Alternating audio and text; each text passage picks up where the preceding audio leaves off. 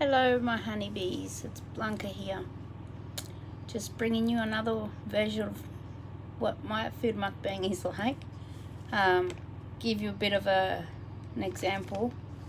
I've been trying to drink this, which is a cup of protein drink, since about, let's say about 10 o'clock. It is 2 p.m. I've got ice in it. I'm very full. I don't feel like throwing up. I've got a headache.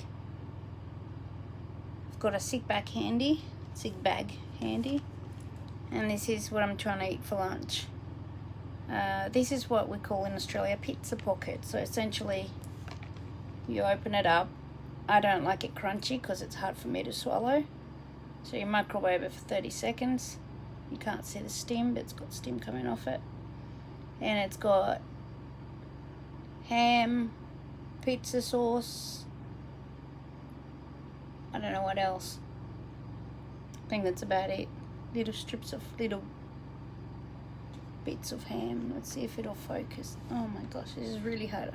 This is why I put out a challenge out there for you mukbangers, proper mukbangers, because as you can see, I'm very limited with how I can eat.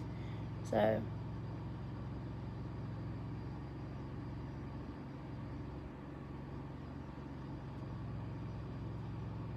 that's what it looks. This looks pretty gross, but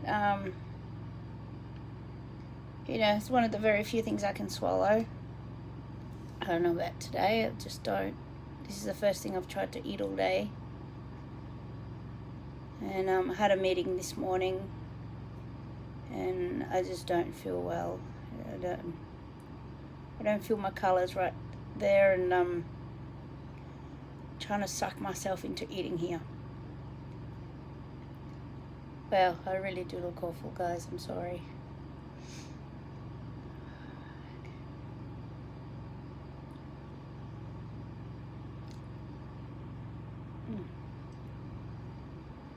Just a side note, I'm lactose intolerant, so this is all with lactose-free milk. That's not so much. That's gonna upset my stomach, but it's not too much in it that's gonna hopefully make me be sick. It's mainly doughy bread. It's a bit ugh.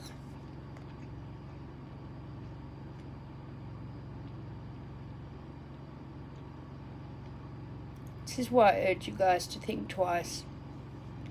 Is life worth living with a bit more cushioning and learning to love yourself that way, or having to adjust to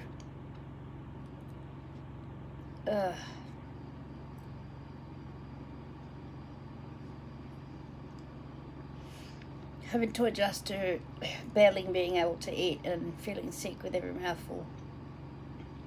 I couldn't tell you how much I would love to have Taco Bell. Australia, like I've said before, it's useless. It doesn't have a Taco Bell that could even compare to America. And like I've said before, one of my favourite things to do when I used to be able to fly was go overseas and visit my adopted grandparents,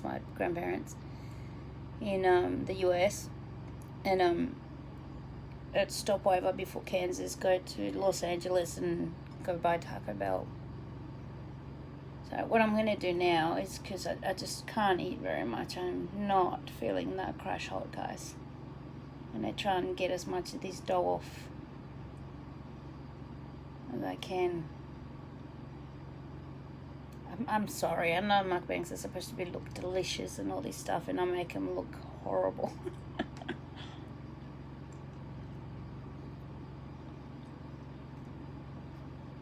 Try and get my hand out of the way.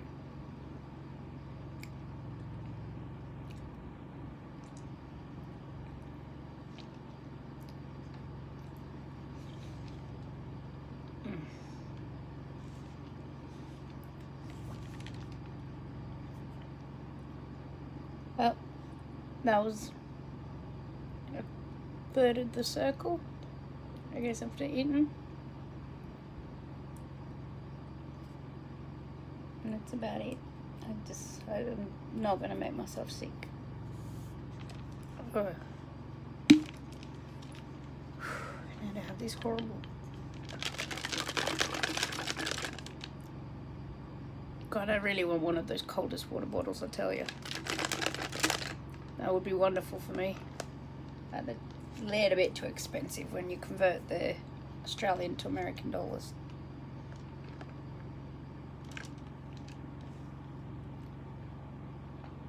Ugh. This is a caramel diet drink, high in protein, that you get before you go for gastric bypass or gastric sleeve or any of those bariatric surgeries. Fill you with protein and make you full. But with me, all the protein just makes me runny, if you get my gist. And I don't drink sugary things, so everything's sugar free with me. The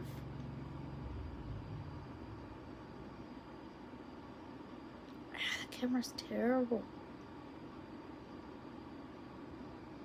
You can read it? There you go, no sugar. Yeah, and if I'm really dehydrated, like at the moment, I've got ice that I can munch on, because I'm just really struggling to. Oh, I just feel like I'm going to throw up.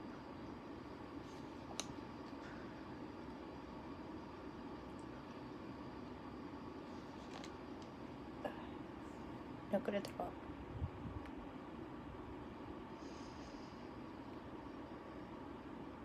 Okay. These two shall pass. These two shall pass. I envy you guys who can eat, I tell you. This is not something I ever thought I'd have a problem with. You know, I was skinny up until puberty, and then I got hips. My hips didn't lie. Anyway. Bad joke. And at 12 years old, I think I weighed 45 kilograms, and my GP pinched my belly and there was a little bit of skin, and he goes, you're getting a bit fat. So I became bulimic. I lost, I think it was 15 kilos or something like that, and my dad said, you're looking really good, not knowing that I was bulimic. The school found out, they caught me, and he said, well, that's stupid. Which was very stupid, but it didn't stop me, and I continued doing it well into my 30s. And it took me being pregnant with my son to finally snap out of it. And even afterwards, actually, I still had troubles with it. It was a really hard battle to win, and I eventually won that battle. And unfortunately, the side of it is that you will put weight back on probably more rapidly than you lost it in the first place. Sorry, I still have the chest thing going on. And so I put weight on, then I lost a drastic amount by myself. I followed the guidelines of Weight Watchers, because I did the Weight Watchers course, and I've got the books and the graduation things as you go along, and some of the cooking books. So I did that and counted my points, and was very careful what I ate, and had like one day where I could eat whatever I craved. Not everything I craved, like choose one thing that I really, really craved. And for me, it was generally Mexican at the time. And I'd have it, and then I'd stay on track. And I lost a massive 58 kilograms. And but then after I had emergency surgery, that it was either be paralyzed or be an incontinent, or get this surgery and possibly reverse what's happened, the nerve damage. Yeah, I had to do that, and I was unable to exercise, so I slowly started gaining the weight back on. And when I got to a certain weight, the doctors and my husband and other people advised, as I've said before, that it's probably a good idea if I got bariatric surgery, like a lap band or something that they can adjust to help my back. But like I've said before, that didn't go as planned, and no one could have foreseen that I was going to get this massive complication and be the only person in the world essentially who has heterotopic ossification on my spine. And it's quite frustrating. It's very limiting, but also to not be able to eat and maintain my hydration, it's taking a toll on my body right now. Like I said, I'm very lethargic. I can't sleep because of the amount of pain I'm in from my procedure. I'd say my pain level right now, I don't know if you can tell by my face, I'm quite pale. I'd say I'm about 10 out of 10 pain, where if I was to stand up or something like that, I'd probably pass out because I don't feel well at all. I'm not feeling sorry for myself, that's for sure. I'm more worried about my son and how I can help my son with his behavioural issues at school, and focusing on that and helping him do gets homeschooling while he's suspended, so that he stays on track and keeps learning rather than falls behind. So that's my number one priority with my husband. That's our number one priority. Oh, excuse me. Oh, excuse me.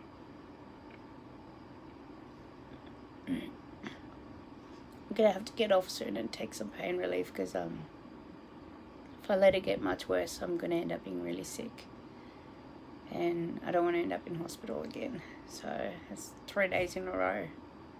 I really don't want to make it a fourth.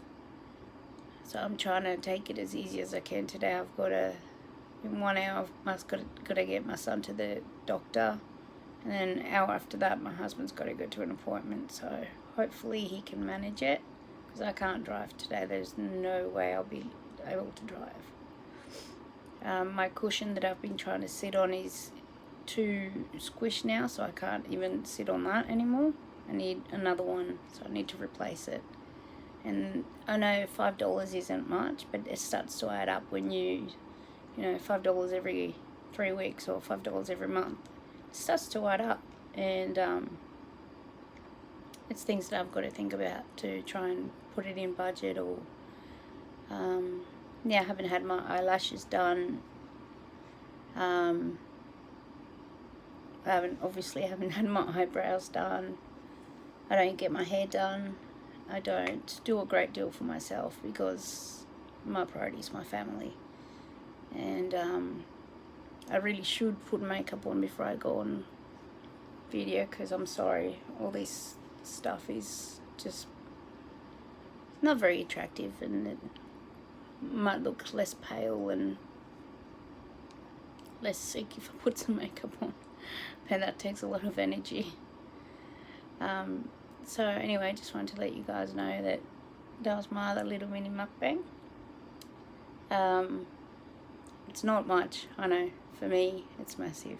And for those of you ladies out there who are going through what I'm going through, I hear you, I feel you. I know the struggle.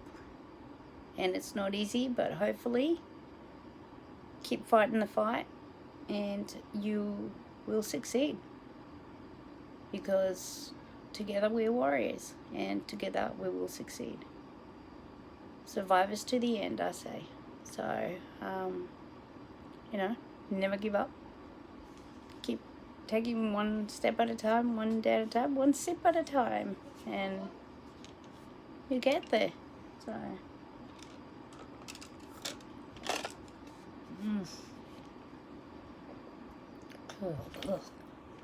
at least the ice is diluting all that sugary sweetness. Anyway, love you, my honeybees. Hope to speak to you guys soon. I love responding to comments. It's really nice. And I'll talk to you soon. Love, B. Bye.